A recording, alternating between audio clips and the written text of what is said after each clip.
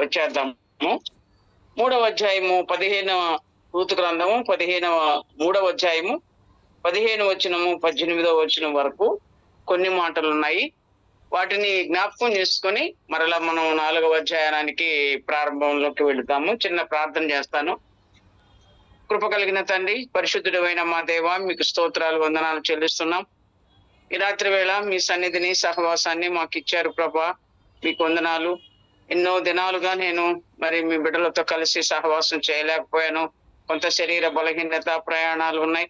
ఆయనను నెమ్మది ఇచ్చారు. క్షేమంగా ప్రయాణాల్లో మీరే కృప చూపించి సురక్షితంగా హైదరాబాద్ పట్టణానికి తీసుకుని వచ్చారు. స్థానిక సంఘంలో ప్రభా బేస్తవారం ప్రార్థనా సమయంలో నన్ను మీరు కలిపినందుకై మీకు స్తోత్రాలు. అలాగే నిన్నటి విజ్ఞాపన ప్రార్థనలో స్థానిక సంఘంలో కలిసి ప్రార్థించడానికి, విజ్ఞాపన చేయడానికి సమయం ఇచ్చారు, ఆరోగ్యం ఇచ్చారు. స్తోత్రాలు. తిరిగా నాయన మేము శనివారము సోదరీలము వాక్య కూడికను మీరు ఏర్పాటు చేసి ఉండగా పెద్దలు దాని ప్రకారంగా ఈ సమయాన్ని మేము మీ సన్నిధికి వచ్చి ఉండగా కృప చూపండి. ఇంకనూ రావాల్సిన బిడ్డలను సకాలానికి తీసుకుని రండి. వచ్చినటువంటి మాలో మీ పరిశుద్ధాత్మ శక్తిని ఉంచండి ప్రభా. ఖాళీగా వచ్చాము, మీ వాక్యాలు నింపుకొని మా హృదయంతో నిండారులుగా ఆశీర్వదించబడినట్లుగా ఆశీర్వదించండి ప్రభా. చేరి వచ్చిన బిడ్డలందరినీ బట్టి, వారి వారి కుటుంబాలను బట్టి మీకు మరొకసారి వందనాలు, స్తోత్రాలు చెల్లించుకుంటూ ఈ మంచి కార్యమును మా పట్ల మీరు జరిగిస్తున్నందుకై మరొకసారి మీకు స్తుతులు చెల్లించుకుంటూ మా ప్రభువును, మా రక్షకుడును, మీ ప్రియ కుమారుడైన క్రీస్తు ప్రభు వారి అతి శ్రేష్టమైన నామమున ప్రార్థించి వేడుకుంటున్నాము తండ్రి. ఆమేన్. ఈ చదువుకున్న వాక్యభాగములమ్మ, ఋతు గ్రంథంలో నీవు వేసుకొనిన దుప్పటి తెచ్చి పట్టుకొనమని చెప్పగా ఆమె దాన్ని పట్టెను. అతడు 6 కొలల యవలను కొలచి ఆమె భుజము మీద ఉంచగా ఆమె పురములోనికి వెళ్ళెను. మొదటి వచ్చిన 15 వచనం. పురములోనికి వెళ్ళినటువంటి అనుభవం. ఆమె వేసుకున్న దుప్పటి అనేది తన శరీరాన్ని అంతా మొత్తాన్ని కప్పివేసేదిగా ఉంది. తన యొక్క రూపాన్ని కానీ, తన యొక్క స్ట్రక్చర్ కానీ ఏది కూడా కనపడకుండా రాత్రి వేళ వచ్చింది. అతని కళ్ళంలోకి ప్రవేశించింది. ఆ చేనిలోనికి అంటే దిగి వెళ్ళినటువంటి అనుభవం, ప్రభువుతో గడిపే అనుభవం. దాని కొరకు ఆమె తన యొక్క స్థితినంతని మార్చుకుని ముసుగు వేసుకుని ఆ రాత్రి వేళ భోజనం చేసి కళ్ళం దగ్గర పండుకునే సమయంలో ఆమె బోయజును సంధించడానికి వెళ్ళింది. కనుక ఆమె దుప్పటిని కప్పుకుంది. అదొకటి గుర్తు పెట్టుకోండి. దుప్పటి ఎందుకు కప్పుకుందంటే తన యొక్క స్థితిని అంతా కూడా ప్రభువు పాదాల దగ్గర ఉంచడానికి తన సంపూర్ణమైనటువంటి శరీర ఆకారాన్ని అంతా ముసుగు వేసుకుంది. అది విధేయతకి గుర్తు. అది తన యొక్క బాహ్య సౌందర్యాన్ని కనపడకుండా కూడా ఉండడానికి గుర్తు. అలాంటి అనుభవంలోకి రూతు ఆ రాత్రి వేళ బోయజు పాదాల దగ్గర చేరింది. అదొక భాగం. ఆ తర్వాత ఆమె ఆ మనిషి 15 కదమ్మా. అతడు నీవు వేసుకుని దుప్పటి తెచ్చి పట్టుకొనమని చెప్పక ఆమె దాన్ని పట్టెను. అతడు 6 కొలల యవలను కొలిచి ఆమె భుజము మీద ఉంచగా అన్నాడు. 6 కొలల యవలను కొలిచి భుజం మీద పెట్టాడంట. అంటే 6 కొలల యవలు కూడా అది కొలిచినవి ఆమె ఎత్తుకోలేనంతగా సమృద్ధి అయినటువంటి దేవుని యొక్క ఆహారాన్ని, లేకపోతే ఆ కళ్ళంలో ఉన్నటువంటి యవలను కొలిచి ఇచ్చాడంట 6 కొలలు. మొదటి దినమున ఆమె ఉదయం నుంచి సాయంకాలం వరకు ఏరుకునినటువంటి ఆ యవలు దుళ్ళగొట్టగా దాదాపు 9 యవలాయనని 2వ అధ్యాయంలో మనం చూస్తాం ఆఖరి భాగంలో. ఇక్కడ ఆమె రాత్రి నుంచి ఉదయం వరకు పండుకొని లేచి వెళ్ళేటప్పుడు ఆమెకి ఏమొచ్చిందమ్మా? అక్కడ పగలంతా కష్టపడి పని చేసింది. ఇక్కడ రాత్రి జామున ఆయన పాదాల దగ్గర ఉంది. అదే పగలు పని చేస్తున్నాము, రాత్రి వేళ కొంత విశ్రాంతి తీసుకొని కొంత సమయము దేవుని సన్నిధిలో గడిపే అలవాటు కూడా మనకు ఉండాలి. అనేకమైన సమస్యలు మనకు ఉన్నాయి. అలిసి నిద్రపోతాము, దినమంతా వేదన పడుతుంటాము. అనేక సందర్భాల్లో దేవుని సన్నిధిలో కన్నీరు కారుస్తాము. అయితే దేవుని సన్నిధిలో గడిపిన సమయము ఎంతో శ్రేష్టమైనది, ప్రాముఖ్యమైనది. ఆయన ఇచ్చేటువంటి వాగ్దానాలు సమృద్ధి, అవి ఆయన అరకొరగా ఇచ్చేవాడు కాదు. ఆయన సమృద్ధి అయినటువంటి జీవాన్ని మనకి ఎలాగ ఇచ్చాడో అలాగే సమృద్ధి అయినటువంటి వాగ్దానాలు, సమృద్ధి అయినటువంటి అనేకమైన అత్యధికములైన వాగ్దానాలు అన్నాడు పేతురు పత్రికలు. పేతురు అత్యధికములైన వాగ్దానాలు, ఆశీర్వాదాలు మనకు ఇచ్చే దేవుడుగా ఉన్నాం ఆయన సన్నిధిలో గడిపినప్పుడు, ఆయన పాదాల దగ్గర ఉన్నప్పుడు. అందుకని 6 కొలల ఎవలు కొలిచి ఆమె భుజము మీద పెట్టగా ఆమె పురములోనికి ప్రవేశించను. పురములోనికి ప్రవేశించింది. ఇప్పుడు ఆ పొలములో నుంచి, కళ్ళములో నుంచి, ఆయన పాదాల దగ్గర నుంచి ఎవరమైనా దేవుని సన్నిధికి వచ్చినప్పుడు వట్టి చేతులతో మనం వెళ్ళకూడదని ఉంది కింద భాగంలో. కానీ దేవుడు కూడా మనల్ని వట్టి చేతులతో మనల్ని పంపించడు. మన హృదయం నిండుగా, మన మనసు నిండుగా, మన ఆత్మ నిండుగా దేవుని వాగ్దానాలన్నీ నింపి పంపించే దేవుడు ఆయన. సమృద్ధి కలిగిన వాడు, సమృద్ధి అయినటువంటి ఆహారాన్ని సమృద్ధిగా ఉంచేవాడు. వారికి మన్నాను కొన్ని సంవత్సరాల వరకు మన్నాతో వారిని ఇశ్రాయేలుని అరణ్య ప్రాంతంలో పోషించిన వాడు. సమృద్ధి అయిన ఆహారాన్ని ఇచ్చాడు. జీవజలములు ఆ బండలో నుంచి వారు త్రాగినంత మట్టుకు మంచి ఆ జలములను ఇచ్చాడు, నీళ్లునిచ్చాడు. మారా నీళ్లు చేదుగా ఉన్నప్పుడు మధురంగా మార్చినాడు. ఆ ప్రియ ప్రభు ఏది కూడా మనకు తక్కువ చేయడా. అదే ఇక్కడ ఉంది. ఆమె ఆ 6 కొలలు మనం ఉదయం నుంచి సాయంకాలం వరకు పరిగి ఏరుకున్నటువంటి ఆ పరిగిలో దుళ్ళగొట్టగా అన్నది. వాటిని తూర్పార పట్టగా దుళ్ళగొట్టుకొని తూర్పార పట్టినప్పుడు దాదాపు తూమెడు ఎవలైనాయి. కానీ ఇక్కడైతే 6 కొలల ఎవలు ఆమె భుజం మీద వచ్చి. ఇక్కడ దీంట్లో దుమ్ముందా, ధూళి ఉందా? అవి దుళ్ళగొట్టాలా? ఇంకా లేదు. దుళ్ళగొట్టి ఆ పొట్టును గాలికి ఎగిరిపోయేటట్టుగా చేసి సమృద్ధిగా మంచిగా శ్రేష్టమైన గోధుమలు, శ్రేష్టమైన ఎవలను కళ్ళములో ఉన్నాయి. బోయజు కళ్ళములో ఏమున్నాయి ఇప్పుడు? ఆ నలకలు లేవు, తరకలు లేవు, ఇంకా మెరికలు, మంచి సారవంతమైన మెరిక ఆ గింజలు ఉన్నాయి, గట్టి గింజలు ఉన్నాయి. అవి 6 కొలలు ఇచ్చాడంట. మన దగ్గర పొట్టు ఉంటది, తరకలు ఉంటాయి, అవి ఉంటాయి, ఇవి ఉంటాయి, గడ్డి ఉంటది. ఇవన్నీ మనం తూర్పార పట్టుకున్నప్పుడు అన్ని ఎగిరిపోతాయి. జల్లిడి పట్టినప్పుడు అన్ని పైకి వస్తాయి. అది కూడా మనం నేను మొన్నటి వాక్యంలో నేర్చుకున్నాం. ఎలాగో జల్లిడి పడతారు, చుట్టూరు జల్లిడి పట్టేటప్పుడు మా అమ్మ పట్టేటప్పుడు చూస్తాం అన్ని ఒక దగ్గరకు వస్తాయి. మేము కూడా పట్టాలని ప్రయత్నం చేస్తే అవి అటు ఇటు పొడవుగా అట్లా వస్తుంటాయి. అదే మా అమ్మ చేతిలోకి జల్లిడి వెళితే రౌండ్గా వస్తుంది అనమాట. అట్లా తిప్పుతుంది 2 చేతులతోటి జల్లిడ. ఆ జల్లిలో వచ్చినప్పుడు ఆ పైన పొట్టు గాని, వరి గడ్డి గాని ఇవన్నీ కూడా ఈ పిడికిళ్ళతో ఇట్లా పట్టుకొని తీసి అక్కడ పెట్టేది. అంటే అనుభవం, అది పనిలో అనుభవం. కానీ ఈ కష్టమంతా ఇప్పుడు రూతుకి లేదు. దేవుని సన్నిధికి వచ్చిన తర్వాత కష్టపడినటువంటి ఉదయం నుంచి సాయంకాలం వరకు ఏరుకున్న ఎవలను దుళ్ళగొట్టుకుంది. ఇక్కడైతే శ్రేష్టమైన ఎవలను ఆయన కొలిచి 6 కొలల ఎవలను కొలిచి ఆమె భుజం మీద పెట్టాడు. శ్రేష్టమైనవి ఇచ్చాడు. దేవుని సన్నిధికి మనం బలహీనమైనటువంటి పరిస్థితుల్లో మనం కలిగి ఉన్నా దేవుని సన్నిధిలో గడిపినప్పుడు నిండైన ఆశీర్వాదాలు దేవుడు మనకు ఇచ్చేవాడుగా ఉన్నాడు. అప్పుడు ఆమె పురములోనికి ప్రవేశించాను.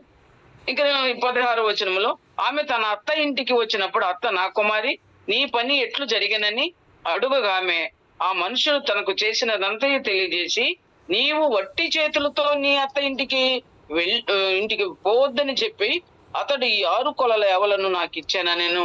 నీవు నీ అత్త ఇంటికి వెళ్ళేటప్పుడు వట్టి చేతులతో వెళ్ళవద్దు. నువ్వు నా దగ్గరకు వచ్చావు, నా కళ్ళం దగ్గరకు వచ్చావు, నా పాదాల దగ్గర చేరావు, రాత్రంతా నా పాదాలను పట్టుకున్నావు. అప్పటి వరకు ఎలాగుందామే? మోయాబీరాలుగా ఉంది. కానీ బోయజు పాదాల దగ్గరకు వచ్చిన తర్వాత ఆమె ఇశ్రాయేలు జనాంగంలో చేరినట్లుగా, లేకపోతే బోయజు పాదాల దగ్గర తన యొక్క నిజ స్థితిని, ఇప్పుడు మోయాబు దేశస్తురాలు కాదు ఆమె, ఇప్పుడు ఇశ్రాయేల్లో చేరి తిరిగి వచ్చిన ఆ యొక్క మోయాబు దేశాన్ని నుంచి తిరిగి వచ్చిన రూతుగా ఉంది. ఆమె ఇశ్రాయేలుకు చెందినదిగా అక్కడ మార్చబడింది. తన యొక్క స్థితిని దేవుడు మార్చివేశాడు. ఆయన పాదాల దగ్గర పండుకున్నప్పుడు తన యొక్క నిజ స్థితినంతా, తన యొక్క మోయాబు స్థితినంతా, ఆ గర్వపు ఆ దేశంలో ఉన్నటువంటి ఆ పరిస్థితులన్నీ మార్చబడి ఆమె యొక్క ఇశ్రాయేలీయులకు చెందినదిగా ఉంది. ఇప్పుడు ఒట్టి చేతులతో కూడా దేవుడు ఆమెను పంపలేదు. బోయజు, నీవు ఒట్టి చేతులతో నీ అత్త ఇంటికి వెళ్ళవద్దు అన్నాడు. మనం అనేక సార్లు నిర్గమకాండంలో కూడా ఒక మాట ఉంది, మీరు ఒట్టి చేతులతో దేవుని సన్నిధికి వెళ్ళేటప్పుడు వెళ్ళవద్దు అన్నాడు. ఐగుప్తు దేశంలో నుంచి ఆ అరణ్య ప్రాంతానికి ప్రయాణం చేసినప్పుడు కూడా వారు ఒట్టి చేతులతో వెళ్లకుండా వారి దగ్గర ఐగుప్తీయుల దగ్గర ఆ నగలు ఇప్పించుకున్నారు, ఇంకేదేదో వస్తువులు తీసుకున్నారు. సమృద్ధిగా నింపబడి బయలుదేరి వారు ఆ దేవునికి పస్కాబలి అర్పించడానికి ప్రయాణమయ్యారు. వారిలో కూడా ఐగుప్తుల దగ్గర కొంత ధనాన్ని, నగలని, వెండిని, బంగారును తీసుకుని బయలుదేరినట్లుగా మనం చూస్తాం నిర్గమకాండంలో. ఒట్టి చేతులతో దేవుని సన్నిధికి మనము వెళ్ళకూడదు. దేశ ప్రభువు దగ్గరికి జ్ఞానులు వాడు వచ్చినప్పుడు, తూర్పు దేశపు జ్ఞానులు వచ్చినప్పుడు బంగారు, సాంబ్రాణి, బోళము ఆయనకు సమర్పించడానికి వాటిని సమకూర్చుకొని తీసుకుని వచ్చినట్లుగా వారికి దేవునికి అర్పించి పూజించారు. అలాగే వారు ఒట్టి చేతులతో రాలేదు. మనం కూడా దేవుని సన్నిధికి వచ్చేటప్పుడు మనం కూడా ఒట్టి చేతులతో రాకూడదు. మన హృదయమారా దేవుని గురించినటువంటి ఆ సంగతులను, ఆ గొప్ప సంగతులను, మన కొరకు చేసిన ఆశ్చర్యమైన కార్యములను గురించి, లేకపోతే మన పట్ల ఆయన జరిగించిన ఆ రక్షణ కార్యమును గురించి, ఆ విడుదల పొందిన అనుభవాన్ని గురించి అనేకమైన మన హృదయాలు తలంపులు కలిగి సంతోషంతో నింపబడి, మన ఆత్మ నింపబడి, దేవుని స్తుతులతో నింపబడి దేవుని సన్నిధికి మనము రావాలి. ఒట్టి చేతులతో, ఒట్టి ఆత్మతో. ఏదో ఆదివారం వచ్చింది, ఆరాధన చేస్తున్నాము, రొట్టె రసం తీసుకుంటున్నాము, అది పవిత్రమైనది. మా ఇంట్లో ఒక పాత టీపాయ్ ఉంది. అది మరి మన మందిరంలో ఆ టైంలో ఏదో పడిపోయిందో ఇరిగిపోయిందో ఏదో తెలియదు, కానీ శైలేష్ అంటున్నాడు ఇవాళ, ఆ టీపాయ్ని కూడా పాతది కదా నాన్న, అది ఇచ్చేసేద్దామా బయట, ఎవరికైనా బయట పెట్టేస్తాను అని అంటే, ఇల్లు ఇరుగ్గా ఉంది ఫర్నిచర్ తో, బయట పెట్టేస్తాను. అమ్మ అది ఇవ్వద్దు, అది మొట్టమొదట మన ఇంట్లో టీపాయ్ని తీసుకుపోయి ఆరాధన బల్లకి పెట్టాము, నాకు చాలా గుర్తుంది, నీకు మర్చిపోయావు, కానీ అది ఎవరికి ఇవ్వద్దు అని, దాన్ని పవిత్రంగానే పెట్టండి ఆ రూమ్ లో, అది మనకు గుర్తుగా ఉంటది అని చెప్పాడు. మంచిది. అంటే మన వస్తువులు అవి పవిత్రమైనవిగా, పరిశుద్ధమైనవిగా, దేవుని ఉపకరణాలని మనం ఎలాగో చూస్తామో అలాగే దేవుని సన్నిధికి వచ్చినప్పుడు మనం పరిశుద్ధంగా, పవిత్రంగా దేవుని సన్నిధిలో ఒట్టి చేతులతో, ఖాళీ హృదయాలతో మనం వెళ్ళినా మన హృదయంలో దేవుని స్తుతించే అనుభవాన్ని కలిగి దేవునికి స్తుతులు అర్పించే వాళ్ళంగా మనము నింపబడాలి. ఆ జ్ఞానులు ఎలాగూ నింపుకొని పెట్టెలో తీసుకొని సాంబ్రాణి, బోళము, బంగారు ఇవి తీసుకొని యేసు ప్రభువుకి సమర్పించి ఆరాధించి పూజించారో సాగిలపడి, అలాగే మనము కూడా దేవుని సన్నిధికి వచ్చినప్పుడు, ఆయన పాదముల దగ్గర ఉన్నప్పుడు అలాంటి అనుభవం కలిగి మనం కూడా ఉండాలి. చూడమ్మా, తర్వాత 18వ వచనంలో, ఆమె నా కుమారి, ఈ సంగతి నేటి దినమున నెరవేర్చితేనే కాని ఆ మనుష్యుడు ఊరకుండడు, కనుక ఇది ఎలాగూ జరుగునో నీకు తెలియ వరకు ఊరకుండుమన్నాడు. కనుక నా కుమారి, ఈ సంగతి నేటి దినమున నెరవేర్చితేనే కాని తెల్లవారైంది. ఆ 6 కొలలు ఎవలు తీసుకొని ఒక దినమును సమకూర్చుకున్న ఈ తూమిడి ఎవలు 10 దినములకు ఆహారం అనుకున్నప్పుడు 6 కొలల ఎవలు ఎన్ని దినాలు ఉన్నాయో, ఎన్ని దినాలు, ఆ 10 ఒకవేళ లెక్క పెట్టుకుంటే ఎన్ని రోజులు వస్తాయో, ఎన్ని నెలలు వారికి ఆహారాన్ని సమృద్ధిగా ఇచ్చి పంపించాడు. ఆ సమృద్ధి అయిన ఆహారాన్ని ఇంటికి తీసుకొని వచ్చినప్పుడు ఈ దినమున అని నయోమి అంటుంది, ఈ దినమున ఈ కార్యమును అతడు నెరవేర్చితేనే కాని ఊరకుండడు అని. నెరవేర్చుతాడు. ఏది నెరవేర్చాలో ఆయన బంధువు, ఆయన కంటే సమీప బంధువు ఉన్నాడు, ఆ బంధువు కూడా మనల్ని విడిపించగలిగిన వాడు. సరే, మనము ఊరకుందుము, అది దేవుడు చేసే కార్యం. మనం అనేక సార్లు ఊరక నిలుచుండి చూడిని, యుద్ధము యెహోవాదే అన్నాడు నిర్గమకాండం 14వ అధ్యాయంలో కదమ్మా. ఊరక నిలుచుండి చూడుడి, యుద్ధము యెహోవాదే. నిన్నటి దినమున విజ్ఞాపనలో ఒక చిన్న మాట నా హృదయానికి, నా మనసుకి చాలా నచ్చింది. డేవిడ్ రాజు వాక్యం చెప్తా ఉన్నాడు విజ్ఞాపనలో. అప్పుడు సౌలు దావీదును తరుముకుంటూ వెళ్ళినప్పుడు, అతను తరుముతా ఉన్నాడు. చాలా మంది సైన్యం ఉంది, దావీదును పట్టుకోవడానికి చాలా దగ్గరగా వచ్చేసారు. వారందరూ గుమ్ముకూడి దావీదుని పట్టుకోవడానికి వచ్చినప్పుడు దావీదుని దేవుడు ఎలాగూ తప్పించాడంటే, ఒక దూతను పంపి ఫిలిష్తీయులు నీ మీద పడుచున్నారని చెప్పారు. ఒక దూతను పంపి, ఒక చిన్న మాట. అష్షూరు రాజు విషయంలో కూడా హిజ్కియాకి అలాగే జరిగింది. అనేక సందర్భాల్లో శత్రువు, అపవాది మన మీదకు వచ్చినప్పుడు ఆశ్చర్యంగా ఆయన మనల్ని అపవాది నుంచి తప్పించేవాడుగా ఉన్నాడు. గర్జించు సింహం వల్ల ఎవరిని మినుగుదురా అని తిరుగుతుండగా వారి నుంచి తప్పించడానికి యెహోవాకు దేవునికి శక్తి ఉంది. కాబట్టి నువ్వు ఊరక నిలుచుండి చూడుడి, యుద్ధము యెహోవాదే, యుద్ధము యెహోవా చేస్తాడు, మీరు ఊరక చూస్తా ఉండండి. అదే ఇప్పుడు రూతుతో కూడా నయోమి అదే అంటుంది, నువ్వు ఊరకుండుము, నేటి దినమున అతడు ఈ కార్యము నెరవేర్చితేనే కానీ ఊరకుండడు అని. కాబట్టి ఆయన ఒక గట్టి నిశ్చయానికి రూతుకి ఎలాగూ సహాయం చేయాలో, రూతు నయోమిల జీవితాన్ని ఎలాగూ క్రమపరచాలో, సరిచేయాలో అది ఎరిగిన వాడుగా బోయజున్నాడు. కానీ అతని కంటే మరొక సమీప బంధువుడు ఉన్నాను గనక ఆయనతో కూడా విచారిస్తున్నాడు. రేపటి దినమున, ఈ దినమున, నేటి దినమున ఈ సంగతినంతా అతడు నెరవేర్చితేనే కాని ఊరకుండడు. చచ్చిన వారికిని బ్రతికి ఉన్న వారికిని ఉపకారము చేయటం మాననీయతడు అన్నది నయోమి బోయజుని గురించి 2వ అధ్యాయం 21వ వచనములో కదమ్మా. చచ్చిన వారికిని బ్రతికి ఉన్న వారికిని ఉపకారము చేయటం మాననీయతడు. అలాగూ ఆయన ఉపకారం చేయాలని రూతుకి వారు వచ్చినప్పటి నుంచి ప్రభువు తన యొక్క ఉద్దేశాన్ని, తన ప్రణాళికని ఎలాగ నెరవేర్చాడంటే ఆమె ఎవరికి ఏమీ తెలియకుండానే బోయజు పొలంలోనికి పరిగెరుకోవడానికి ప్రవేశించింది. ఆ ప్రవేశము ప్రభు యొక్క ఉద్దేశానుసారంగా ఆ ప్రకారంగా నడిపించి ఆమె బోయజు పొలంలోనికి మొట్టమొదటిగా వెళ్ళింది. గోధుమల కోత, ఎవల కోత పూర్తయ్యేంత వరకు వారి పొలంలోనే ఉండే పరిగెరుకున్నది. ఎంత ఆశ్చర్యమైనటువంటి కార్యం!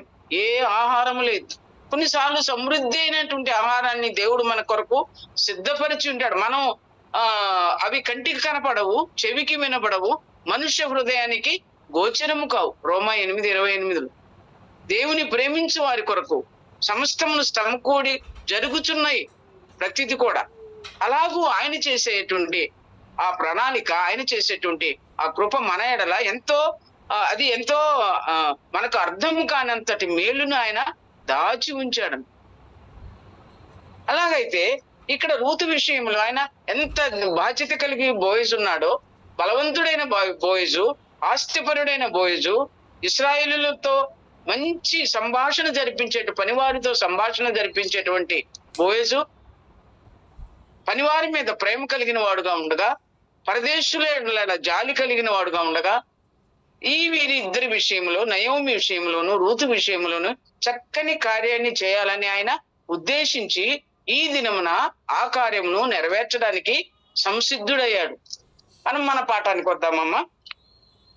అది ఆ పాఠం చెప్పినప్పుడు మీరు చాలా మంది మన సహోదరులు లేరు కనుక కొంత నేను వివరించి చెప్పాల్సి వచ్చింది.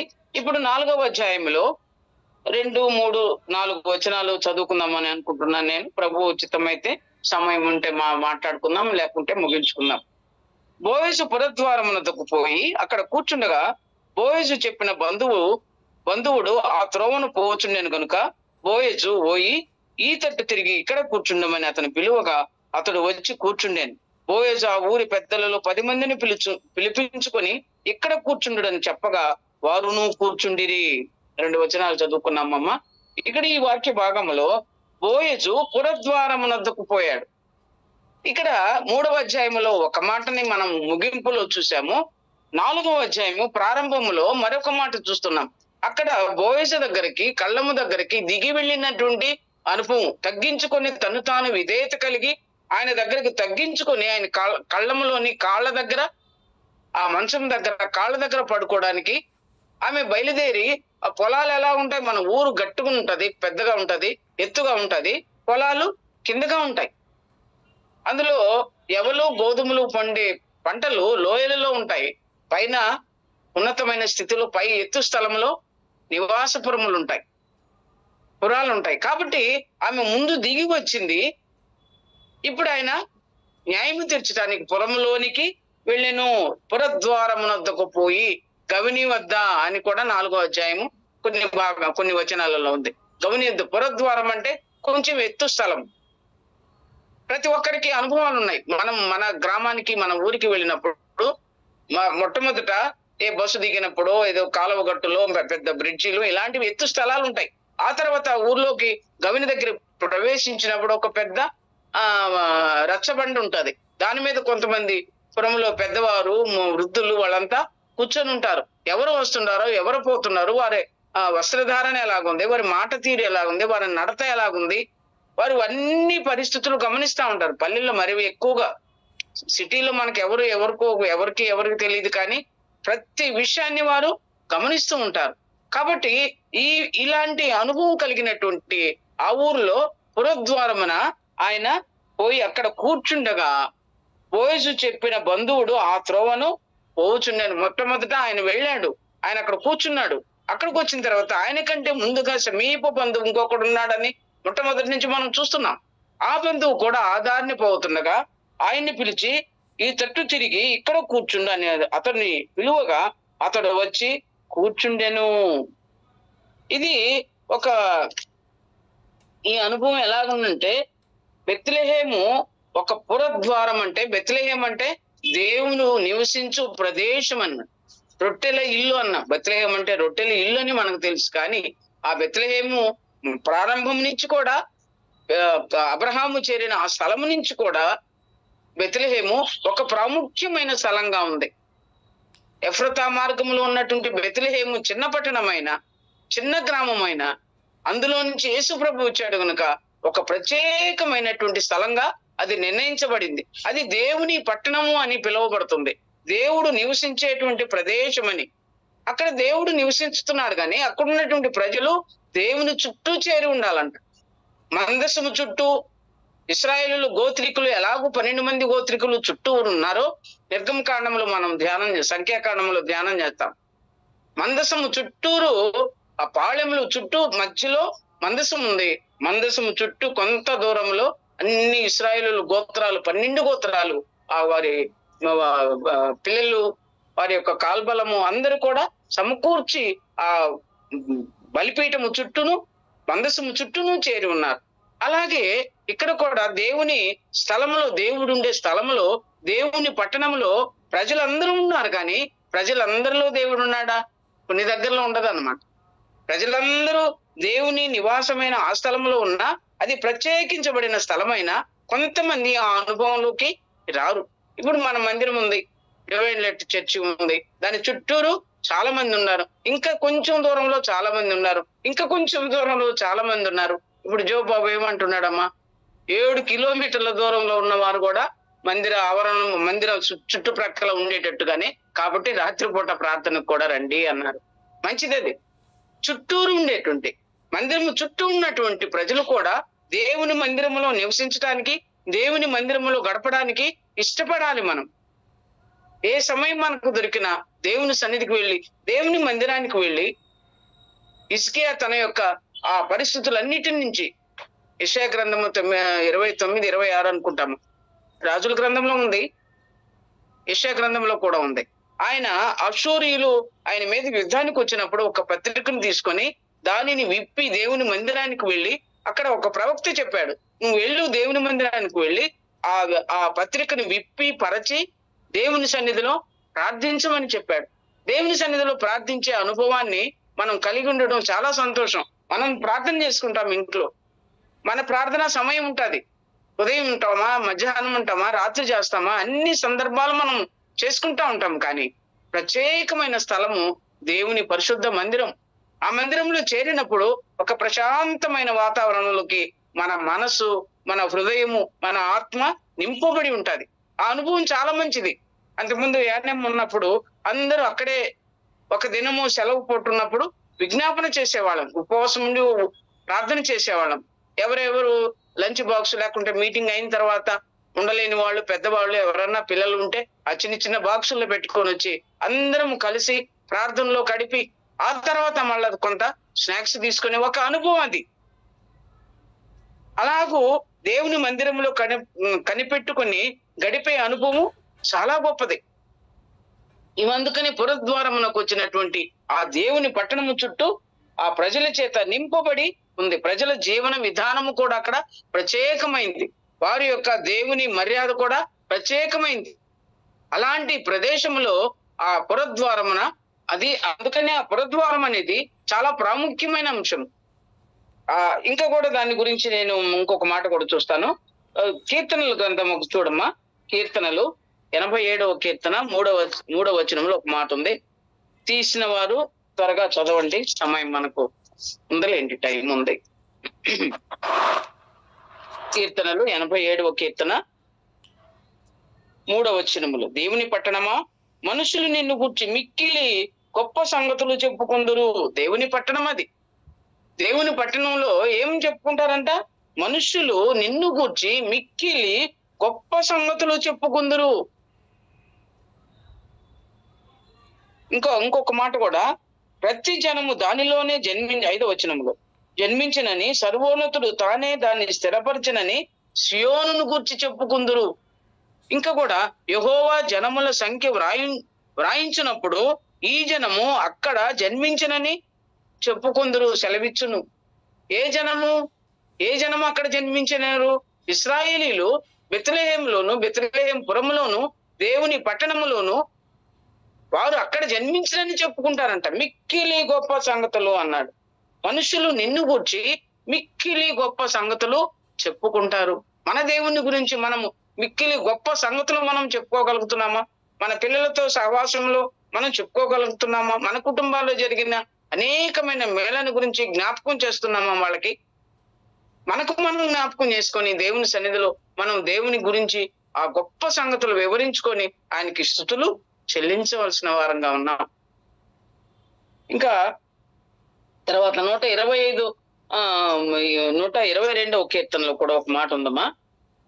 122వ కీర్తన 5వ వచనంలో,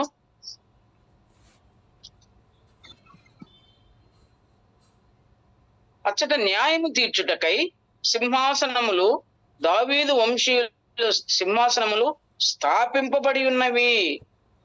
అక్కడ న్యాయము తీర్చుటకై సింహాసనములను వారి గోత్రములు, ఇంక పైకి చూద్దాం 4వ వచనం ఆఖరి భాగంలో, వారి గోత్రములు యెహోవా గోత్రములు అక్కడికి ఎక్కి వెళ్ళును. న్యాయము కొరకు ఎక్కి వెళ్ళే అనుభవం ఇందాక మనం చదువుకున్నాం కదమ్మా. న్యాయం కొరకు ఎక్కే అనుభవము, దేవుని సన్నిధిలో గడపడానికి దిగే అనుభవం మనకు నేర్చుకోవాలి.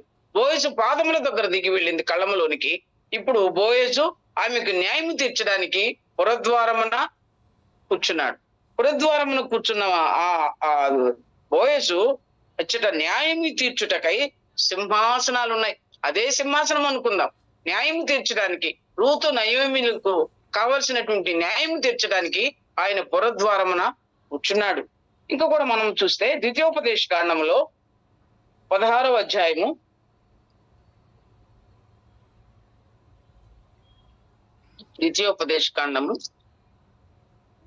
16వ అధ్యాయము ఆ భాగాన్ని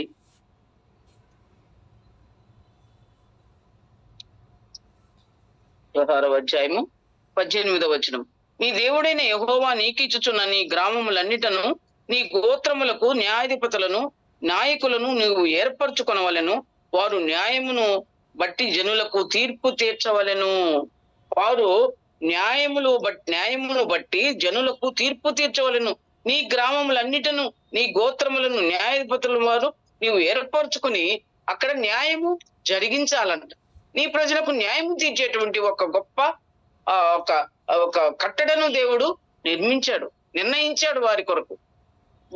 ఆ ధర్మశాస్త్రంలోనే నిర్ణయించబడింది. ఆ రీతిగా కూడా బోయజు పురద్వారమునకు వచ్చి కూర్చొని ఆయన కంటే ముందు ఇంకా సమీప బంధువుని పిలిచి అక్కడ కూర్చున్నామని చెప్పి పురద్వారమున కూర్చున్నాడు. తర్వాత మన పాఠానికి వద్దామమ్మా. రూతు గ్రంథానికి వెళ్దాము. 2వ వచనంలో పిలువుగా ఊరి పెద్దలలో 2వ వచనం కూర్చుండెను. బోయజు ఆ ఊరి పెద్దల్లో 10 మందిని పిలుచుకొని ఇక్కడ కూర్చుండమని చెప్పగా వారును కూర్చుండిరి. 10 మంది పెద్దలను పిలిపించాడు. 10 అనే సంఖ్య చాలా ప్రాముఖ్యమైనది మనకు బైబిల్లో. అక్కడక్కడ మనం చదువుతాం 10 సార్లు నన్ను శోధించిరి అంటాడు. ఇశ్రాయేలీలు నిర్గమకాండం ఎక్కువ ఉన్నాయి ఆ రెఫరెన్సులు, సంఖ్యాకాండములు 1 ఉన్నాయి కొన్ని అక్కడక్కడ. అయితే ఎక్కువ భాగాలు నిర్గమకాండంలోనే ఉన్నాయి. 10 మార్లు, ఈ 10 మార్లు నన్ను వారు శోధించిరి అని ప్రభు అంటున్నాడు. అది కొరింథీయులకు రాసిన పత్రికలో కూడా అన్నాడు.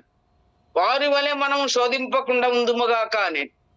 వారి వలె ఇశ్రాయేలీయుల వలె సనిగి సంహారకుని చేత అనేక మంది ఆ అరణ్యంలో రాలిపోయారు, కానీ మనము ఆయనని శోధించక ఇందుముగాక అన్నాడు. విశ్వాసులమైన మనము, దేవుని చేత ఏర్పరచబడిన మనము, విమోచించబడిన మనము దేవుణ్ణి శోధించకుండా మనం ఉండాలని ప్రభు మనల్ని హెచ్చరిస్తున్నాడు. వారు శోధించారు, ఈ 10 మార్లు శోధించారు అన్నాడు.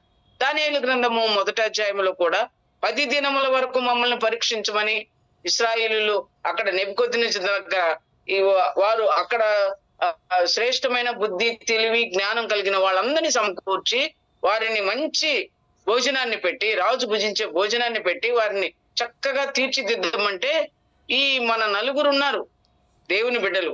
ఆ 4 బాలుర సంగతి ఏంటంటే, వారు పవిత్రంగా ఉండడానికి, పరిశుద్ధంగా ప్రత్యేకంగా ఉండడానికి వారు తినే ఆహారాన్ని మేము భుజించమని చెప్పారు.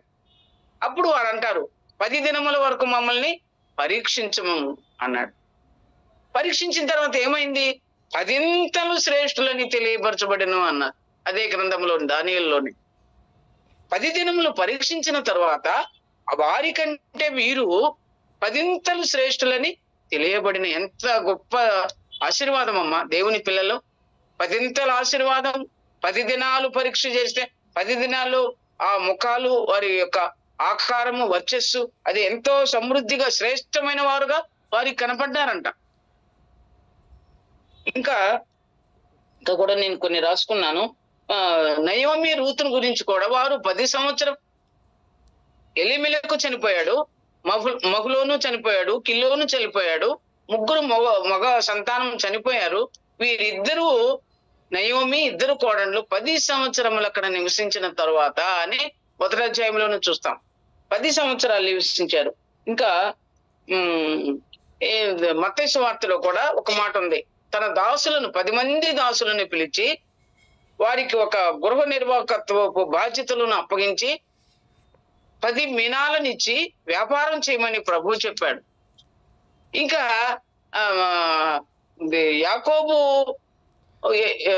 యాకోబు దగ్గర, లాబాను దగ్గర కూడా వారి యొక్క జీతాన్ని 10 మార్లు మార్చినావు నువ్వు అని అంటాడు. ఆ 10 అనే సంఖ్య చాలా ప్రాముఖ్యమైంది.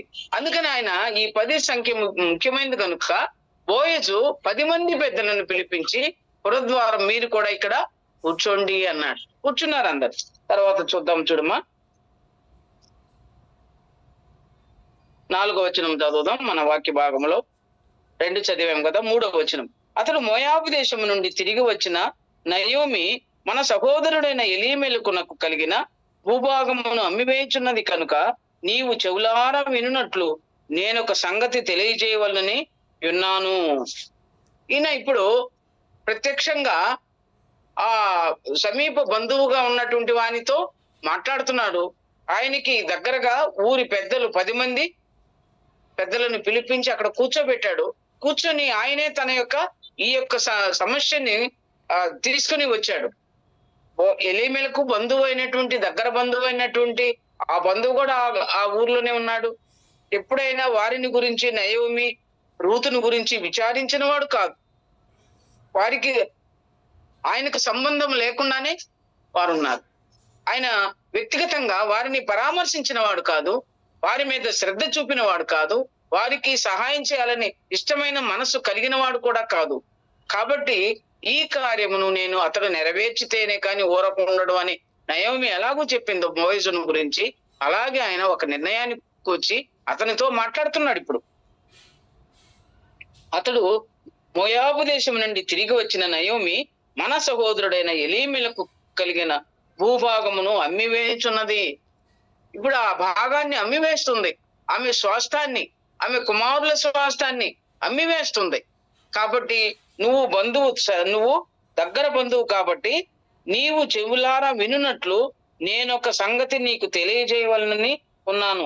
ఇతరులకు, రూతుకు, నయోమిని విడుదల చేసే విషయంలో, ఆ పొలాన్ని కొనే విషయంలో ఇప్పుడు మనం ఒక కొన్ని ఈ వచనములో ప్రాముఖ్యమైనవి 3 ప్రశ్నలు ఉన్నాయమ్మా. ప్రాముఖ్యమైన ప్రశ్నలు 3 ఉన్నాయి. అది మనం ధ్యానం చేద్దాము. మొదటిగా, విడిపించుటకు హక్కు కలవాడు ఎవడు? ఈ భూభాగాన్ని విడిపించడానికి, ఆ స్వాస్థ్యాన్ని విడిపించడానికి అది బానిసత్వంలో ఉందా ఆ స్వాస్థాన్ని ఎవరికన్నా అమ్మివేసిందా ముందుగానే నయోమి? ఎవరన్నా దాన్ని స్వాధీనం చేసుకున్నారో మనకు తెలియలేదు, వ్రాయబడలేదు. కానీ మనం ఏమనుకుంటున్నామంటే ఆ స్వాస్థాన్ని విడిపించగలిగిన హక్కుదారుడు ఎవరు అన్నారు. హక్కు ఎవరికుంది? బంధువు అయితేనే, రక్త సంబంధి అయితేనే ఆ హక్కు ఉంటది. మనము ఒక్కోసారి మన పూర్వీకులు పెద్దలు చనిపోయినప్పుడు వారి బంధువులు ఎవరున్నారు, వారి రక్త సంబంధికులు ఎవరున్నారు, ఈ ఆస్తిని వారికి ఎవరికి అప్పగించాలి అనేది కొన్ని సందర్భాల్లో మనం చూస్తూ ఉంటాం. కాబట్టి వారిలో వారికి రక్త సంబంధికులు ఉన్నారు. నాకు రక్త సంబంధి వైతివి అని అంటాడు చాలా దగ్గరలో. రక్త సంబంధం అంటే చాలా దగ్గర వాళ్ళు. ఇప్పుడు మన బంధువుల్లో ఎవరైనా బ్లడ్ తక్కువగా ఉందనుకోండి, లేదనుకుంటే అది మనకు వాళ్ళు ఇస్తే మనం వాడికి డొనేట్ చేయాలి ఆ రక్తాన్ని. అంటే ఎవరిస్తారు ఆ రక్తాన్ని? మనమే, మన బంధువుల కొరకు మనమే ఇస్తే వాళ్ళు మనకు కావలసిన రక్తము ఆ శాంపిల్స్ మనకు నమూనా ఇస్తారు, అదే బ్లడ్ గ్రూప్ ని ఇస్తారు. ఇది రక్త సంబంధం అంటే చాలా. ఇప్పుడు ఆ సమీప బంధువులు చేసే 3 పనుల గురించి ధ్యానం చేసాం మనం. సమీప బంధువులు చేసేటువంటి 3 పనుల గురించి 2వ అధ్యాయంలో ధ్యానం చేశాం. అలాంటి అనుభవం ఇక్కడ బోయజు ఆ దగ్గర బంధువుతోటే మాట్లాడుతున్నాడు. ఇప్పుడు వరకు మాట్లాడినట్టుగా లేదు, కానీ ఇప్పుడు విడిపించడానికి వచ్చిన ఈ సమయంలో రూతుని విడుదల చేయడానికి, నయోమిని క్షేమంగా భద్రంగా కాపాడడానికి సమయం వచ్చింది కనుక ఈ సమయంలో తన యొక్క నిర్ణయాన్ని తెలియపరచడానికి, తన నిర్ణయాన్ని ఆ బంధువుకి తెలియజేయడానికి ఆ మంచి అవకాశం వచ్చింది. అందులో ఒక 3 ప్రశ్నలు మనకు కనిపిస్తున్నాయి. విడిపించగలిగిన వాడు హక్కుదారుడా కాదా? ఇంక చూడండి, అయితే మన ప్రభు మనల్ని విడిపించడానికి ఆయనకి హక్కు ఉంది. ఎందుకు మనం చూడమ్మా. హెబ్రీయులకు రాసిన పత్రికలో ఒక మాట ఉంది. హెబ్రీయులకు రాసిన పత్రిక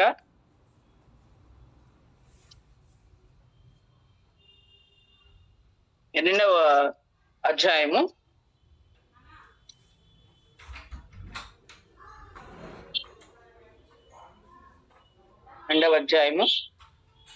14వ వచనం అనుకుంటామా? 14వ వచనమే.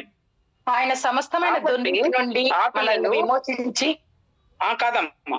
కాబట్టి ఆ పిల్లలు రక్తమాంసములు గలవారైనందున ఆ ప్రకారమే మరణము యొక్క బలము గలవానిని, అనగా అపవాదిని మరణము ద్వారా నశింప చేయుటకును, జీవిత కాలమంతయు మరణ భయము చేత దాస్యమునకు లోబడిన వారిని విడిపించుటకు ఆయన కూడా రక్తమాంసములలో పాలివాడాయను. రక్తమాంసములలో పాలివాడయ్యాడు. తిమోతికు రాసిన పత్రికలో కూడా ఒక మాట ఉంది. 2వ అధ్యాయంలో, మొదటి పత్రిక 2వ అధ్యాయము 5, 6 వచనాలు అనుకుంటాను. ఆయన మన వంటి మనుషులుగా ఆయన ఈ లోకానికి, దేవునికిని మనుషునికి మధ్యవర్తిగా నరుడుగా ఈ లోకానికి వచ్చాడు.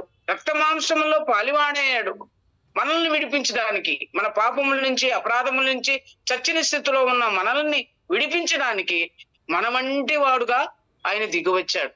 ఈ లోకానికి మనుష్య కుమారుడిగా మానవ శరీర ఆకారాన్ని ధరించుకొని, ఆయన రిక్తుడుగా తను తాను తగ్గించుకొని, ఫిలిప్పీలకు రాసిన పత్రిక 2వ అధ్యాయం 7-8 వచనాలలో తను తాను తగ్గించుకొని, ఆయన ధనవంతుడై ఉండి మన నిమిత్తం ఆయన దరిద్రుడు కావలసి వచ్చను. ఆయన ధనవంతుడు, ఆయన మహోన్నతుడు, మహిమ కలిగిన సింహాసనం మీద మహోన్నతమైన ఆ దేవుని దగ్గర ఉన్నటువంటి ఆ ప్రియ ప్రభుని, ఆయన ముద్దుల కుమారుణ్ణి, సుకుమారుడైన ఏక కుమారుణ్ణి మన కొరకై ఈ లోకానికి పంపించడానికి మన వంటి వాడు కావలసి వచ్చను అని. మన వంటి వాడు కావలసి, మనలో దాహం ఉంది, ఆయనకే దాహం ఉంది, ఆకలి ఉంది, ఆయనకే ఆకలి ఉంది, ఆయనకు విశ్రాంతి అవసరము. ఇవన్నీ మనుష్య కుమారుడుగా మనుష్య శరీర ఆకారాన్ని ధరించుకొని ఈ లోకానికి వచ్చాడు. ఎందుకు? మన వంటి వాడు కావలసి వచ్చింది. మనల్ని విమోచించడానికి ఆయనకు ఇవన్నీ కూడా మానవ శరీరాకారాన్ని ధరించుకోవడానికి ఆయన యుక్తుడుగా వచ్చాడు. ఇంకా మనం చూడమ్మా, మనకు హక్కు కలవాడు, మనల్ని విడిపించకు హక్కు కలవాడు. రెండవ ప్రశ్నకి వెళదాం మనము. 1, విడిపించుటకు హక్కు కలవాడు, బంధువుడైన వాడు, రక్త సంబంధిగా ఉండాలి.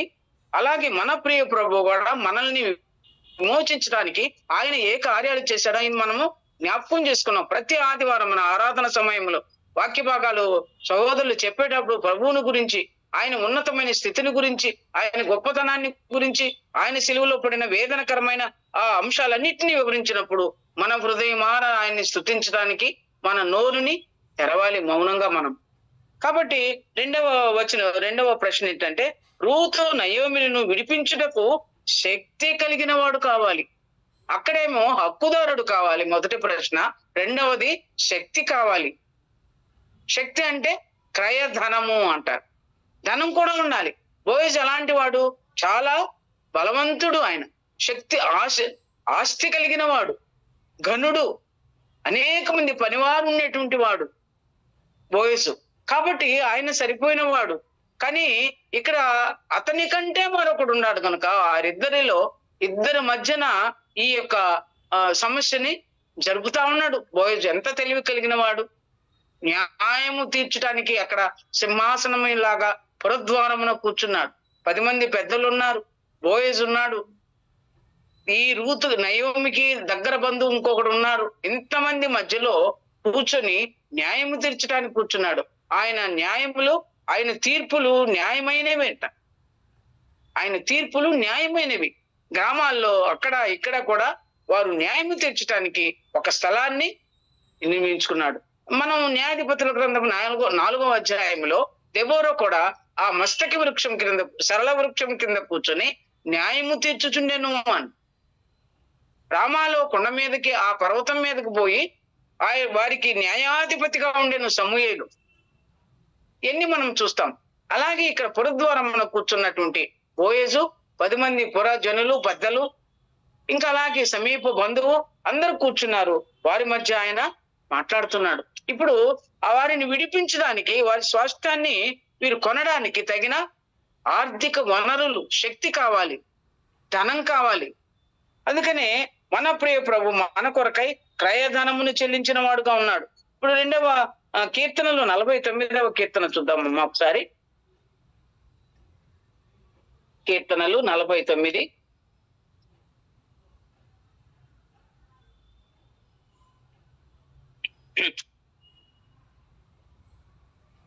వచ్చినవక్క కీర్తన 7వ నేనే చదువుతానమ్మా. ఎవడును ఏ విధము చేతనైనను తన సహోదరుని విమోచింపలేడు. వాని నిమిత్తము దేవుని సన్నిధిని ప్రాయశ్చిత్తము చేయగలవాడు ఎవడునూ లేడు. వారి ప్రాణ విమోచన ధనము బహు గొప్పది, అది ఎన్నటికి తీరక అట్లుండవలసినదే అన్నాడు. ఏమమ్మా ఎంత మంచి మాట చూడండి. ఎవడును ఏ విధము చేతనైనను తన సహోదరుని విమోచింపలేడు. తన సహోదరుని విమోచించాలంటే ఎవడును ఏ విధము చేతనైనను విమోచించలేడు. ఎలాగ విమోచించాలి? వాని నిమిత్తము దేవుని సన్నిధిని ప్రాయశ్చిత్తము చేయగలవాడు కావాలి. వాని ప్రాణ విమోచన ధనము బహు గొప్పది అంట. అది ఎవ్వరూ పెట్టలేదు, అది ఎన్నటికీ చేరక అట్లుండవలసిందే అన్నాడు. అంతే. ఒక్క ప్రియ ప్రభు మాత్రము చాలినవాడు. ఆయనే మనందరి పాపముల కొరకు సిలువ మీద చనిపోయినవాడు. అందరి ప్రయోజన కొరకు ఒకరు చనిపోవడం మంచిది అన్నాడు అన్న కైప. మరి వారు తీర్పు తీర్చేటప్పుడు అది ప్రయోజనకరం అంట. ప్రభు మన కొరకు ప్రాణం పెట్టుట, ప్రజలందరి కొరకు ప్రాణం పెట్టుట, అది ప్రయోజనకరమైంది, మనందరికీ ప్రయోజనమైంది. అందుకని మనం ఆయన బిడ్డలుగా తీర్చబడ్డాము. ఆ అనుభవంలోకి మనము వచ్చాము. లేకపోతే ఇలాంటి అనుభవం మనకు ఎక్కడిది? ప్రభు మన కొరకు సిలువలో ఆయన ఇష్టపడ్డాడు ఆ మరణాన్ని అనుభవించటానికి. అతనిని నలుగుగొట్టుటకు యెహోవాకు ఇష్టమాయను యెషయా గ్రంథంలో ఉంది. ఆయన్ని నలుగుగొట్టుటకు ఆ సిలువలో మన కొరకై శ్రమలను అనుభవించటానికి ప్రభు తండ్రి యెహోవా ఇష్టపడ్డాడంట. ఆయన చేతిని విడిచిపెట్టిన దినము ఎంతో ఆ బాధను అనుభవించాడు ప్రియ ప్రభు. ఆ అనుభవం ఎంత గొప్పది! ఆ క్రయధనమును ఎవరు చెల్లించగలరు? మన ప్రియ ప్రభు మాత్రమే. అందుకనే బోయజును క్రీస్తు ప్రభుకు గుర్తుగా మనం ప్రారంభం నుంచి కూడా మనం చదువుకుంటా వస్తున్నాం. ఇది ఒక చరిత్రే కానీ, ఒక పాఠ్యాంశం, ఒక భాగమే కానీ, ప్రతి వచనములో మనకును క్రీస్తు ప్రభుకున్నటువంటి సన్నిహితమైన సంబంధాన్ని, బంధుత్వాన్ని, విడుదలను, విమోచనను, సమస్తాన్ని, ఆపదలో ఉన్నప్పుడు, కష్టాలలో ఉన్నప్పుడు, ఇరుకుల్లో ఉన్నప్పుడు, మారా అనుభవంలో ఉన్నప్పుడు దేవుడు ప్రతినిత్యము మనల్ని వెంటబడి కాచేవాడుగా ఉన్నాడు. కృపాక్షేమములే నీ వెంట వచ్చును. కృప వెంబడి కృపను మనకు దేవుడు దయచేసే వస్తున్నాడు. అంత మాత్రమే కాదు, సూత్రము వెంబడి సూత్రము కూడా దేవుడు మనకిస్తాడు. ఒకదాని తర్వాత ఒకటి హెచ్చరికలు ఇస్తున్నాడు, ఒకదాని తర్వాత ఒకటి కృపని అనుగ్రహిస్తా ఉన్నాడు. కృపకి, సూత్రాలకి అంటే దేవుని నిబంధనలకి, లేకపోతే దేవుని విధులకు ఒక సరిగ్గా షరతులు, వాగ్దానాలు, దీవెనలు, ఆశీర్వాదాలు, హెచ్చరికలు ఇవన్నీ కూడా ఒకటి వెంట ఒకటి మనకు కలిగి ఉండాలి. అవన్నీ కలిగి ఉన్నప్పుడే సంపూర్ణమైనటువంటి ఆశీర్వాదంలోనికి మనము నడిపించబడతాం. ఇంకా చూద్దామమ్మా. ఇంకా కొరింథీయులకు రాసిన పత్రిక, 2వ పత్రిక, కొరింథీయులకు రాసిన 2వ పత్రిక 8వ అధ్యాయము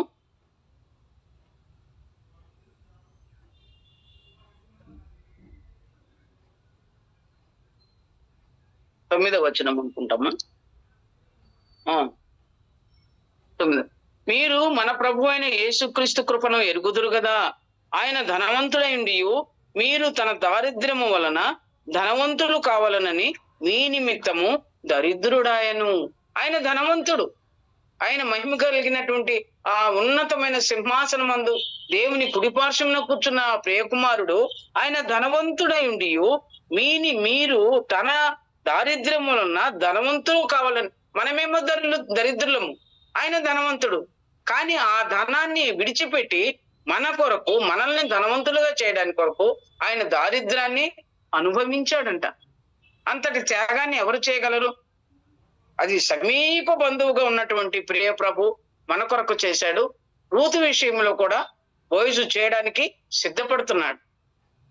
ఇంకా మత్తయి సువార్తలో కూడా 13వ అధ్యాయం 46వ వచనంలో తీనే అవసరం లేదు, చెప్తాను. తన యొక్క ఆస్తిని అంతా అమ్మి ఒక పరలోక రాజ్యం దానికి ఆ ఉపమానాలు చెప్తూ తన ఆస్తిని అంతా అమ్మి ఒక ముత్యాన్ని కొన్నాడంట. తనకున్నది సమస్తాన్ని అమ్మివేశాడు. ప్రియ ప్రభు తనకున్నదంతా అమ్మివేశాడు. అదే అన్నమాట, ఆయన ధనవంతుడయుండి మనము దరిద్రులంగా ఉండగా మన నిమిత్తం ఆయన దరిద్రుడాయను. ఎందుకు? మనల్ని ధనవంతులుగా చేయడానికి. అది ఎంత గొప్ప సంగతి. మనము ధనవంతులం. ఇప్పుడు ఎందుకు ధనవంతులము? ఆయన ధనవంతుడు కనుక మనము కూడా ఆయన పిల్లలమైన మనము కూడా ధనవంతులము. ఆయన పరలోక రాజ్యము ఆయనకుంది, మన పిల్లలము ఆయన పిల్లలు మనం గనుక మన దానికి ఆ పరలోక స్వాస్థ్యానికి వారసులము.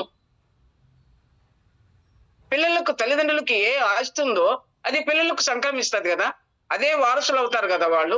మనకు ఒక చిన్న ఇల్లు ఉందనుకోండి, ఆ ఇంటికి వారసులు ఎవరు? మన పిల్లలే.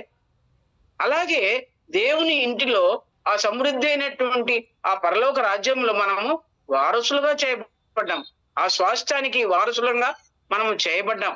ఎంత గొప్ప ధన్యకరమైన విశ్వాస జీవితం మనం అనుభవిస్తున్నామమ్మా. కొన్ని శ్రమలు రావచ్చు, కష్టాలు రావచ్చు, ఇరుకులు, ఇబ్బందులు రావచ్చు. అయితే అన్నిటిలో నుంచి ప్రియ ప్రభు మనల్ని తప్పించి కాపాడి సంరక్షించేవాడుగా ఉన్నాడు. తర్వాత మనము మన పాఠానికి వెళదాము.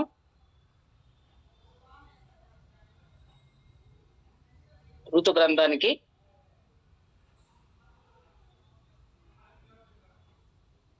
3వ ప్రశ్నకి వస్తాం మనము.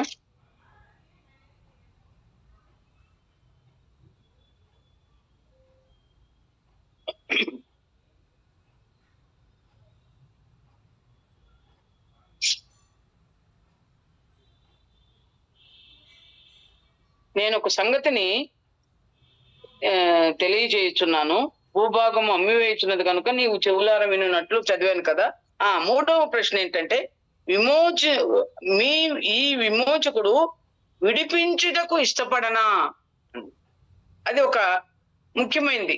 ఇప్పుడు ఇతనికి, ఈ బంధువుకి చెప్పాడు, నువ్వు తీసుకో, నాకంటే నువ్వు సమీప బంధువి, నువ్వు తీసుకునే దానికి నువ్వు అర్హుడివి, ఆ స్వాస్థ్యాన్ని కొనడానికి నువ్వు తగిన వాడవు, నాకంటే నువ్వు దగ్గర వాడవు, కాబట్టి నువ్వు నయోమి పొలాన్ని, రూతును కొని ఆమెను అక్కడి నుంచి విడుదల చేయించమని మాట్లాడుతున్నాడు అతనితోటి బోయజు. ఈ ఈ న్యాయ ప్రక్రియ అంతా కూడా పురజనులు మాత్రము సాక్ష్యానికి అలాగో కూర్చొని ఉన్నాడు, కానీ ఆ తీర్పు చేసేదంతా కూడా న్యాయంగా మాట్లాడేదంతా కూడా బోయజే. మన దేవుడు న్యాయవంతుడు, ఆయన తీర్పులు సత్యమైనవి. ఆయన న్యాయవంతుడు ప్రియ ప్రభువు, ఆయన తీర్పులు కూడా సత్యమైనవి.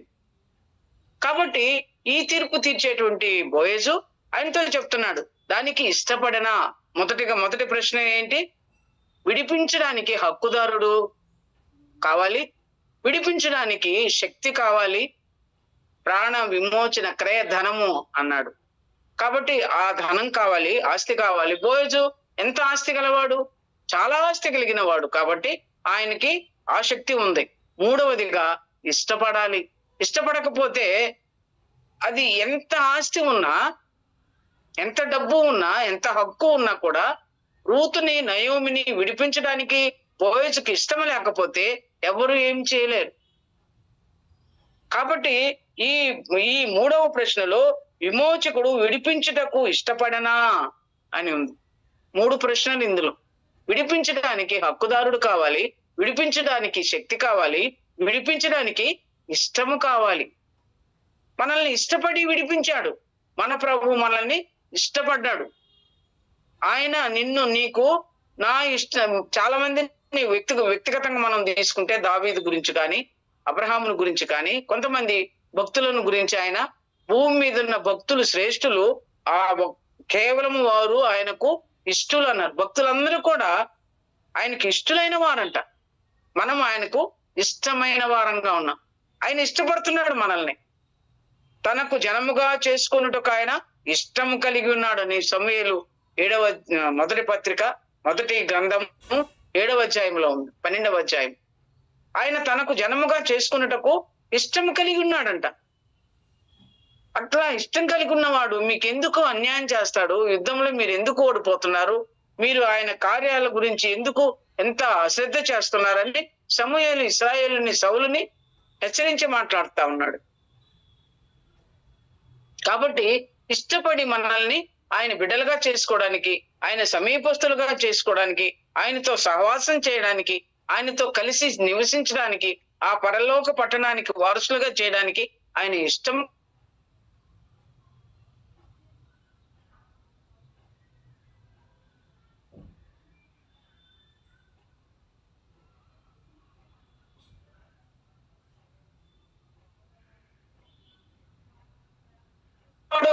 వాడు ఇష్టపడిన వాడు బోయజు.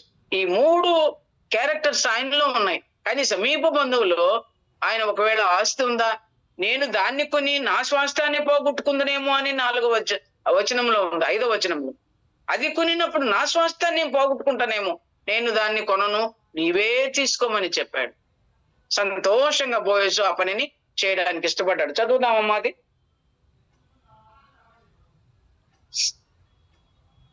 5వ వచనం చదువుదాము. నాతో చెప్పుము, నీవు కాక దాన్ని విడిపింపవలసిన బంధువుడు ఎవడునూ లేడను, నీ తరువాత వాడను నేనే అని బంధువునితో చెప్పాను. అందుకు అతడు, నేను విడిపించేదనెను. అప్పుడు తర్వాత ఇంకా 6వ వచనంలో అనుకుంటా, నేను దాన్ని విడిపింపలేను, నా స్వాస్థ్యమును పోగొట్టుకుందనేమో అని నీవే నాకు ప్రతిగా బంధువుని ధర్మం జరిపించమని చెప్పాను. 5-6 వచనాలలో ఉంది. ముందేమో నేను విడిపిస్తానన్నాడు, కానీ అది ఆ పొలము సంపాదించు దినమున చనిపోయిన వాని పేరిట అతని స్వాస్థ్యము స్థిరపరచున్నట్లు చనిపోయిన వాని భార్య అయిన రూతు అను మోయాబీరాలు యొద్ద నుండి దానిని సంపాదించవలనని చెప్పగా, ఇక్కడ ఒక చిన్న ప్రశ్న ఉదయించింది. ఆయనకి ప్రశ్న వచ్చింది. ఇప్పుడు నయోమి పొలాన్ని కొనడమే కాకుండా రూతును కూడా, మోయాబు దేశాన్ని నుంచి వచ్చిన రూతును కూడా నేను స్వాస్థ్యంగా చేసుకుని ఆమెను కూడా విడిపించాలి అంటే ఆమెను వివాహం చేసుకోవాలి. ఇప్పుడు ఆమె ఎవరు? ఏ స్త్రీ ఏమో మోయాబు దేశం స్త్రీ. ఇప్పుడు ఈ స్వాస్థ్యాన్ని కొనడానికి ఇశ్రాయేలులే ఉండాలి. అది ధర్మశాస్త్రం కట్టడ. అన్ని దేశములు ఈ మోయాబు సంతతి వారిని 10 తరముల వారికి ఇశ్రాయేలు జనాంగంలో చేర్చకూడదని ధర్మశాస్త్రంలో రాయబడి ఉంది. కాబట్టి ఈమెను మొదట ఇశ్రాయేలీలోకి చేర్చుకోవాలి. వివాహం చేసుకుంటే ఆమె ఇశ్రాయేలు జాతికి చెందింది అవుతుంది. కాబట్టి అప్పుడు స్వాస్థ్యాన్ని సంపాదించుకోవచ్చు.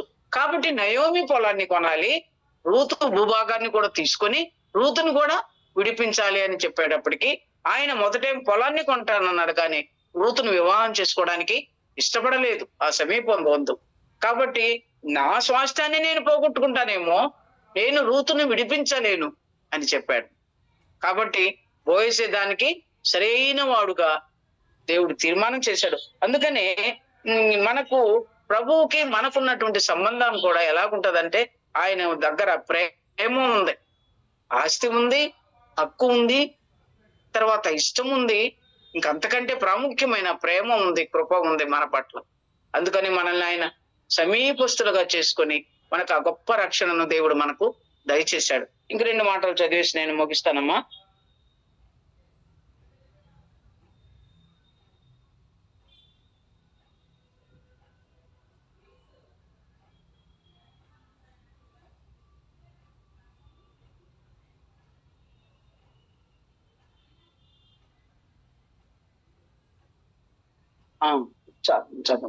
చదువుకున్న వాక్య భాగాలే ఇంకా కొంచెం నేను వివరించి కొన్ని రెఫరెన్స్ చెప్తాను. మీరు రాసుకునే వాళ్ళు ఉంటే అవి రాసుకోండమ్మా. ప్రకటన గ్రంథము లేవీ కాండంలో ఒక చిన్న మాట ఉంది. ఆ విడిపించేటువంటి ఆ సందర్భంలో 25వ అధ్యాయము 23వ వచనం, ఒకవేళ మీరు ఎవరైనా తీస్తే చదవండమ్మా. ఆ వారసుడు ఆ యొక్క స్వాస్థ్యాన్ని తీసుకుంటే మోయాబీల్లో 10వ తరం వరకు కూడా దాన్ని దేవుని సమాజంలో ప్రవేశించలేదు. కాబట్టి నేను ఇశ్రాయేల్లో ఉండకుండా తప్పిపోతానేమోనని నేను రూతుని వివాహం చేసుకోవడానికి ఇష్టం లేదని ఆయన తీర్మానం చేశాడు. కానీ మొదటగా రూతుని విడిపించి ఆ విడుదల చేసి ఆ మోయాబు దేశంలోని ఆ పరిస్థితుల నుంచి, ధర్మశాస్త్రం నుంచి విడుదల దయచేసి ఆమెను భారీగా అంగీకరించిన తర్వాత సమస్తమునకు ఆమె వారసురాలు అవుతుంది. ఇశ్రాయేలు జాతికి చెందింది, ఆ బోయజు ఆ స్వాస్థానికి చెందింది, వారి సమాజంలో చేర్చబడుతుంది. 10వ తరం వరకు చేర్చబడకూడదు కదా మోయాబీలు. కానీ ఇప్పుడు వీరిద్దరిలో ఒకరు ఆమెను విడిపిస్తే ఆ యెహోవా సమాజంలో చేరినట్లుగా ప్రభు ఆ తీర్మానం చేస్తాడు. లేకపోతే 10వ తరము వరకు చేర్చబడకూడని ఆ మోయాబు దేశంలో నుంచి ఆమె విడుదల పొంది ఇశ్రాయేలులో జనాంగంలో నివసించడానికి సిద్ధపరిచినట్లుగా అవుతుందన్నమాట. కాబట్టి ఇంత గొప్ప అనుభవం ఉంది అక్కడ. అందుకని విడిపించడానికి హక్కు ఉంది, విడిపించడానికి శక్తి ఉంది, విడిపించడానికి ప్రేమ ఉంది, విడిపించడానికి ఇష్టం ఉంది. బోయజుకి రూతును విడిపించడానికి ఇతనికి అవన్నీ లక్షణాలు లేవు కనుక ఆయన నా స్వాస్థ్యాన్ని నేను పోగొట్టుకుందనేమో అని నెమ్మదిగా ఇది నువ్వే తీసుకో అని చెప్పి తన చెప్పు తీసి ఆయనకి పెట్టినట్టుగా తర్వాత భాగాల్లో మనం చదువుదాం. ఇప్పుడు 5వ వచనం వరకు మనం చదువుకున్నాం. ఈ శ్రేష్టమైన సంగతులని మన హృదయంలో ఉంచుకొని మన ప్రియ ప్రభుకి బోయజ్కి మనం పోల్చుకుంటే మన ప్రభు అత్యంత ప్రేమ కలిగిన వాడు, కృప కలిగిన వాడు. బాధ్యతతో మనం ఉంటాం, కానీ ఆయన కృప వెంబడి కృప మనకు ఇచ్చేవాడు. దేవుని సన్నిధికి వెళ్ళడం ఒక బాధ్యత, దేవుని సన్నిధిలో వాక్యం వినడం ఒక బాధ్యత, నియామక కూడికలకు వెళ్ళడం ఒక బాధ్యత, సహోదరులను ఒకరిని ప్రేమించుకోవడం ఒక బాధ్యత, క్రైస్తవ ధర్మాన్ని ఎరిగి పాటించడం ఒక బాధ్యత. ఇవన్నీ బాధ్యతలే, కానీ ప్రియ ప్రభు మన మీద కృప వెంబడి కృపను దయచేస్తున్నాడు. ఆ కృపే ఇప్పుడు రూతుని ఇశ్రాయేలు సమాజంలో చేర్చడానికి బోయజు ఇష్టపడ్డాడు. అన్ని ఉండి కూడా ఇష్టపడుతున్నాడు. వివాహమైంది, మోయాబు స్త్రీ, విధవరాలు అన్నిటికీ ఒప్పుకొని ఆయన ఇష్టపడి ఉన్నాడు. ఎందుకంటే ఆయనలో ప్రేమ ఉంది. ప్రభువులో ఉన్నటువంటి ప్రేమ బోయజుకుంది. ఆయన చచ్చిన వారికి బ్రతికున్న వారికి ఉపకారం చేయుట మాననివాడు. అందుకనే అతని తల్లి కూడా అతనికి మంచి అలవాట్లు నేర్పించినట్టుగా ఉంది. నేను మీకు ఉపకారం చేశాను, ఆ ఉపకారానికి నాకు మీరు ప్రత్యుపకారం చేయమన్నట్లుగా అలనాడు ఎరుకో పట్టణాన్ని చూడడానికి వేగుల వారు వెళ్ళినప్పుడు వారితో సంభాషించినటువంటి రాహాబు ఆ కుమారునికి అర్థమైంది కదమ్మా.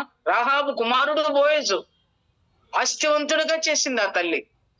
బహుగనుడుగా చేసింది, ఉపకారం చేయటం మానని వాడుగా చేసింది, అందరినీ ప్రేమించేవాడుగా చేసింది, అందరికి సహాయం చేసేవాడుగా చేసింది. ఆ తల్లి ఎంత చక్కగా బోయజును పెంచింది రాహాబు. అలాంటి రాహాబుకి ఉపకారం చేసిన రాహాబుకి ఉపకారం చేసే కుమారుడు పుట్టాడు. అందరికి సహాయం చేసేవాడుగా క్రీస్తు ప్రభువుకి గుర్తుగా చేయబడ్డాడు.